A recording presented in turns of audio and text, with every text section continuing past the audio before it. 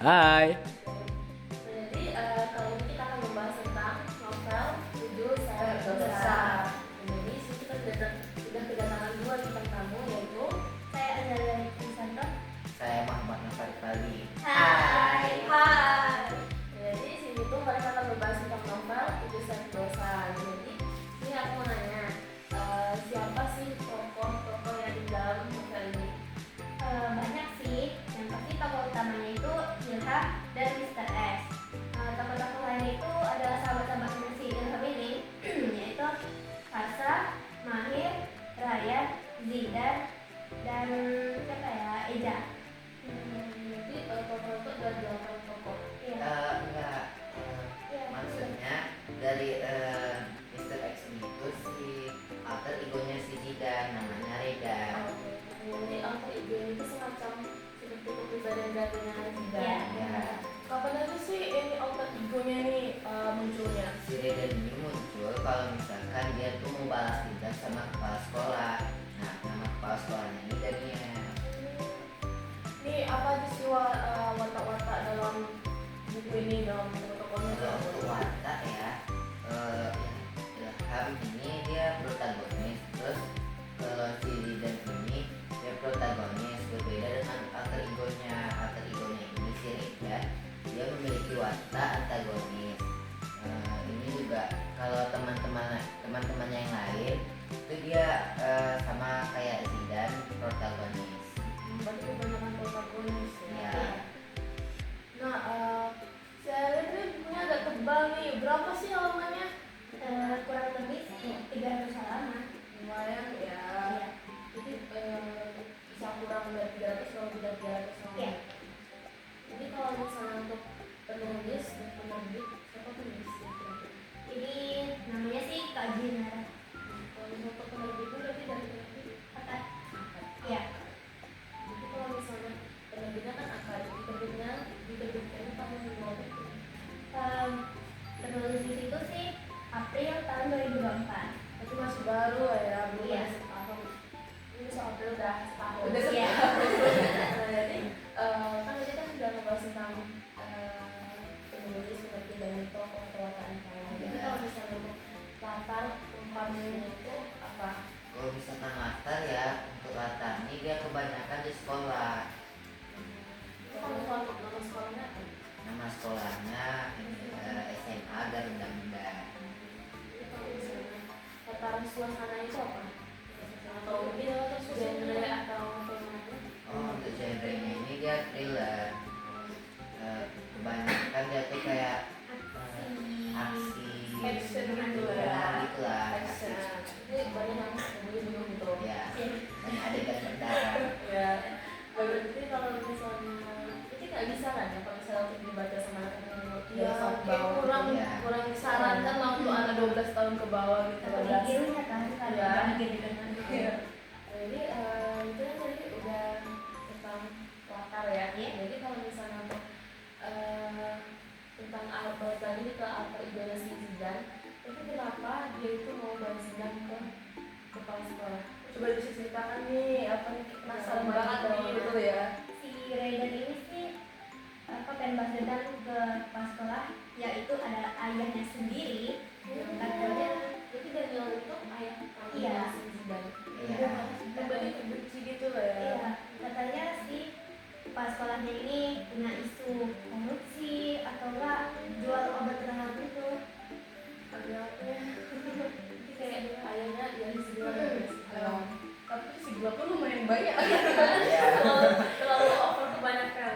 Nah, terus kalau misalnya untuk apa ya? Sinopsis dari bukunya nih. Nah, jujur aku udah lupa nih. Boleh pinjam bukunya apa ya? Kalau misalnya sinopsisnya itu kan nanti banyak yang mau beli kan lagi. Kalau misalkan untuk sinopsisnya, awalnya itu ada seorang perempuan mati. Mayatnya ditemukan di ruang kelas 11 MIPA 1 di SMA Garuda Muda. Ya, dengan selai bulu dan bangkai kupu-kupu di sebelahnya.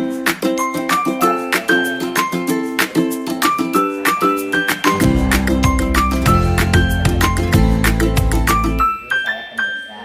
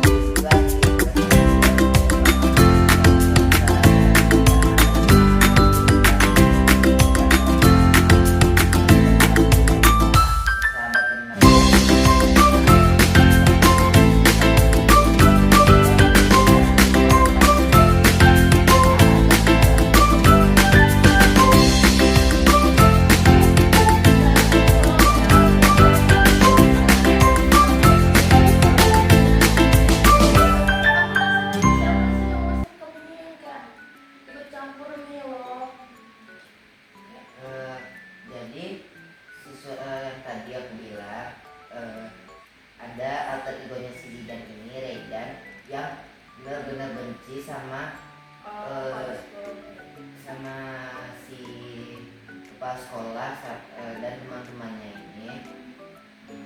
Jadi mereka menyekap teman-temannya Zidan juga. Tujuan Zidan ini balas dendam dia tuh untuk mengambil keseluruhan raga si Zidan.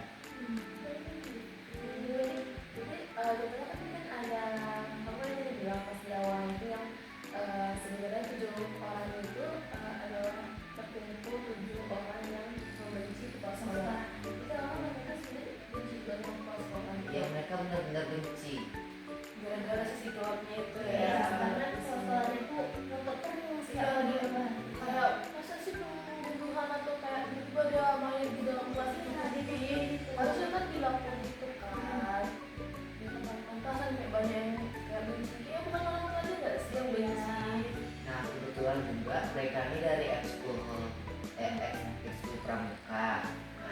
Nah misalnya kayak mereka ikut lomba apa-apa gitu, uangnya ini nggak keluar, mereka uangnya ini dikorupsi sama kepala sekolah. Masa makin benci.